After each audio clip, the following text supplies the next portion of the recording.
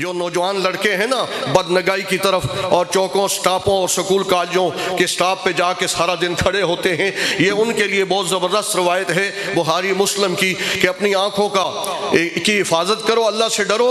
دیکھو اللہ کریم کتنا پھر تمہیں رنگتا ہے، کتنا نوازتا ہے۔ بلکہ جو لوگ اپنی آنکھوں کو حیا کی وجہ سے بند رکھتے ہیں اور غیر محرموں پر اگر نظر پڑتی ہے تو اس خدشے سے بند کر لیتے ہیں کہ میرا رب ناراض ہو جائے گا، میرا محبوب ناراض ہو جائے گا، تو وہ غیرت کی وجہ سے اپنی آنکھوں کو حیا میں رکھتے ہیں اور آنکھوں میں حیا پیدا کر لیتے ہیں، تو ان کو دیکھو قیامت کے دن کیا ہوگا۔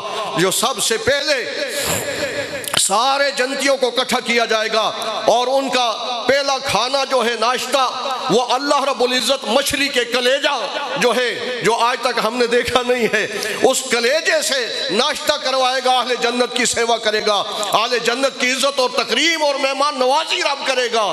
اور اس کے بعد فرمائے گا اے اہل جنت، تم میں سے وہ لوگ جو میرے خوف اور میرے محبوب کی محبت کی وجہ سے اپنی آنکھوں میں حیا رکھتے تھے اور جب ان کی نگاہ کسی غیر محرم پہ پڑتی تھی تو فوراً روک لیتے تھے کہ میرا رب ناراض ہو جائے گا، میرا محبوب ناراض ہو جائے گا، فرمایا اے اہل جنت وہ آنکھوں والے سارے ذرا اوپر دیکھیں، آج بے حجاب میں ان کو اپنا دیدار کرانا چاہتا ہوں۔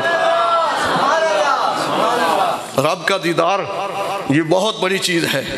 تو رب کا اس سے پتہ چلا کہ اللہ کا دیدار ممکن نہیں ہے۔ جو لوگ حضور کے دیکھنے کا انکار کرتے ہیں معراج کا نا، اگر ناممکن ہوتا تو پھر اللہ قیامت کے دن بھی ناممکن جو ہے وہ ممکن نہیں بنائے گا، وہ ناممکن ہی رہے گا۔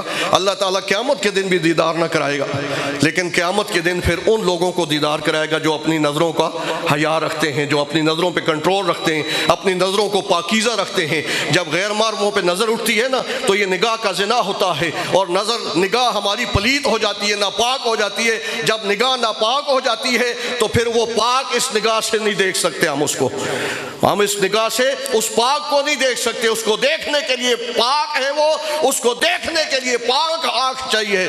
تو پاک آنکھ کب ہوگی؟ جب اس آنکھ میں رسول اللہ کا حیا آ جائے گا۔ اسی لیے میرے نبی نے فرمایا الحیاء نصف من الایمان، کہ حیا جو ہے یہ آدھا ایمان ہے، یہ آدھا ایمان ہے۔